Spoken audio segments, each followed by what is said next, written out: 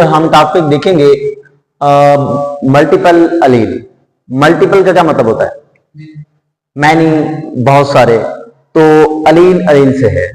आपको पता है कि एक जीन जो है उसके पास कितनी कापियां होती हैं? 2। तो उसको हम अलील कहते हैं। अगर ऐसा जीन जिसकी कापियां 2 से ज्यादा बने, उनको हम क्या बोलेंगे? मल्टीपल अलील का नाम देंगे। नाम से ज़ाहिर है। और मल्टीपल अलील की एग्जांपल कौन सी है? ABO blood group system. तो मतलब कि आज हम देखेंगे मल्टीपल अलील को भी और ABO ब्लड ग्रुप सिस्टम को भी। तो सबसे पहले तारीफ देखें कि if the gene has more than 2 अलील, अगर एक जीन के पास 2 से ज्यादा अलील हो, 2 से ज्यादा अलील हो, तो उसको हम क्या बोलेंगे? मल्टीपल अलील का नाम देंगे। अब ये जो आपके पास ABO ब्लड ग्रुप सिस्टम है, उसको डिस्कवर किसने किया था? लैंडस्टेनर। पूरा नाम क्या था? Karl Landsteiner. तो यहां पर इट वाज डिस्कवर्ड बाय, मतलब कि मल्टीपल अलील को डिस्कवर करना, ये बात नहीं की गई। किसकी बात की गई है? ABO ब्लड ग्रुप सिस्टम को किसने डिस्कवर किया? कार्ल लैंडस्टेनर ने।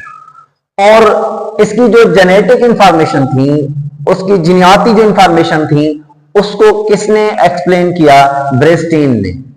जो ब्लड ग्रुप सिस्टम है उसको डिस्कवर करने वाला कार्ल लैंडस्टेनर है। उसकी जेनेटिक इंफॉर्मेशन या जेनेटिक बेसिस को एक्सप्लेन करने वाला कौन है? ब्रेस्टाइन है। अब जो आपके पास ABO ब्लड ग्रुप सिस्टम है, उसको बॉडी के अंदर कौन सा जीन कंट्रोल करता है? आई जीन। ये आपके सामने लिखा हुआ है। कौन सा जीन है? आई जीन। और आई जीन हमारी बॉडी के सेल में कौन से क्रोमोसोम के ऊपर मौजूद है? Chromosome number 9। ये MCQs हैं। जीन कौन सा है? आई जीन। वो आई जीन किस क्रोमोसोम पर है? 9वें नंबर का जो क्रोमोसोम है। फॉर एग्जांपल आपके पास ये क्रोमोसोम है और हम कह दें क्रोमोसोम नंबर 9, और इसी के ऊपर क्या मौजूद है? आई जीन। अब ये जो आई जीन होगा, इसकी कापियां होंगी 2 से ज्यादा, इसलिए इनके अलील क्या कहलाएंगे? Multiple Aleel. फॉर एग्जांपल आप देख सकते हैं, ये आपके पास आई जीन है और इसकी ये वाली कापी IA और स्मॉल आई, तो 3 है, 2 से तो ज्यादा है ना, तो ये क्या कहलाएंगे? मल्टीपल अलील।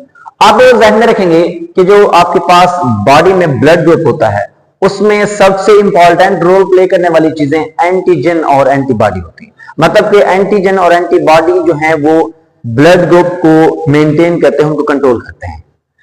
अब देखेंगे एंटीजन क्या है और एंटीबॉडी क्या है। जो एंटीजन है ये प्रोटीन है। क्या चीज? प्रोटीन है। कहां पर मौजूद होगी? RBCs। RBCs का क्या मतलब है? Red blood cells. और ये कहां पर मौजूद होगी? सीरम में।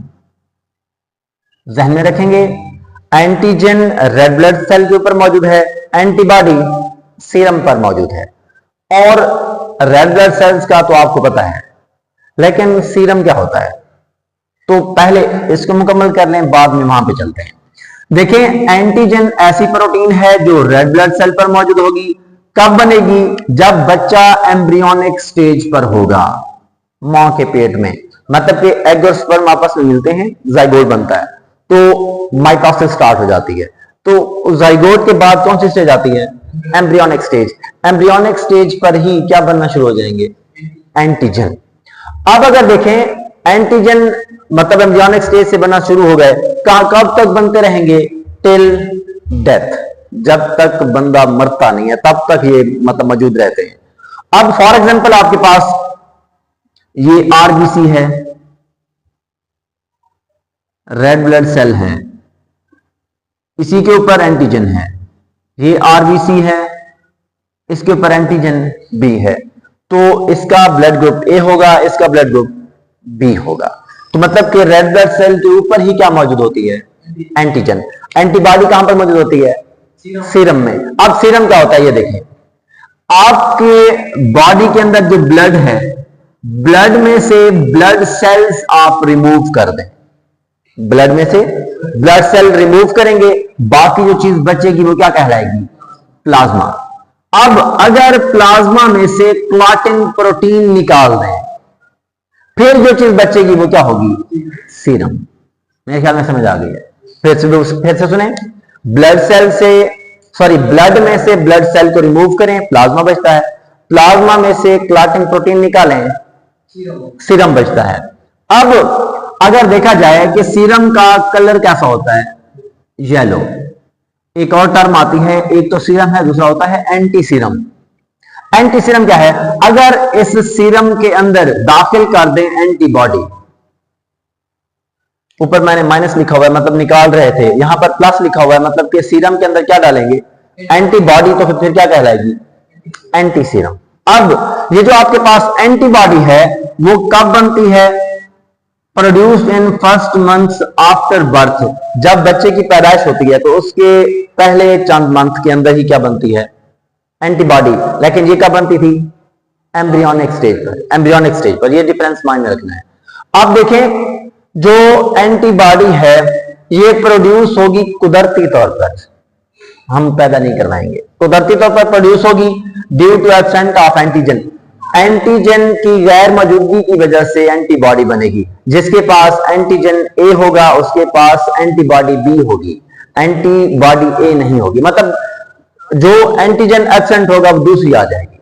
जैसे कि फॉर एग्जांपल आपके पास ब्लड ग्रुप है, ये क्या है? जीनोटाइप। ये क्या है? एंटीजन। ये क्या है? एंटीबॉडी। आप इसको रहने दें। अब जीनोटाइप अगर बॉडी में IA, IA, IA और I आए, तब बॉडी के अंदर एंटीजन कौन सी बनेगी? ए। एंटीजन ए बनेगी तो ब्लड ग्रुप कौन सा होगा? ए होगा। जिसके पास एंटीजन ए होगी उसके पास एंटीबॉडी ए नहीं होगी, एंटीबॉडी बी होगी। अपोजिट है बिल्कुल ऐसे। अगर क्या बन रहा है? जीनोटाइप बन रही है IB, IB, IB और I, तब एंटीजन कौन सा बनेगा? बी बनेगा। और ब्लड ग्रुप कौन सा होगा? बी। एंटीबॉडी कौन सी होगी? ए। उलट है। इसी तरह अगर हम बात करें IA और IB, इस तरह की जीनोटाइप है, ये कोडोमिनेंस है। कोडोमिनेंस मैंने बताया था, दोनों चीजें आ जाती है। तो ये बनेगी तो यहां पर एंटीजन ए भी होगा, एंटीजन बी भी होगी। ब्लड ग्रुप कौन सा बनेगा? A B. अब इसी तरह इनके पास एंटीबॉडी कोई नहीं होगी। अब आप देखें, अगर जीनोटाइप ये आ जाए, रिसेसिव है, रिसेसिव आएगी तो यहां पर कोई भी एंटीजन नहीं होगी, इसलिए ब्लड ग्रुप ना तो ए होगा, ना बी होगा, ना ए बी होगा, बल्कि ब्लड ग्रुप ओ होगा। और ब्लड ग्रुप ओ होगा तो उसके पास एंटीबॉडी ए बी होगी, एंटीबॉडी बी भी होगी। अब इनमें से जो ब्लड ग्रुप ओ है, कहा जाता है कि ब्लड ग्रुप ओ तमाम को ब्लड दे सकता है, तो ये क्या कहलाएगा? Universal donor. और जो ब्लड ग्रुप ए बी है वो सबसे ले सकता है, तो क्या कहलाएगा? Universal recipient. शॉर्ट क्वेश्चन में आ सकते हैं, एमसीक्यूज में भी आ सकते हैं। अब ब्लड ग्रुप इसकी समझ आ गई है।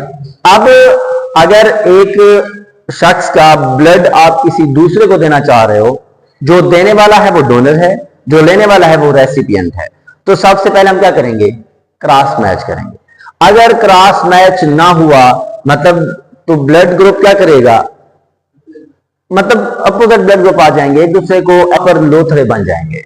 जब लोथड़े बनेंगे तो ब्लड का प्लीज में से ब्लड का फ्लो रुक जाएगा, डेथ हो सकती है।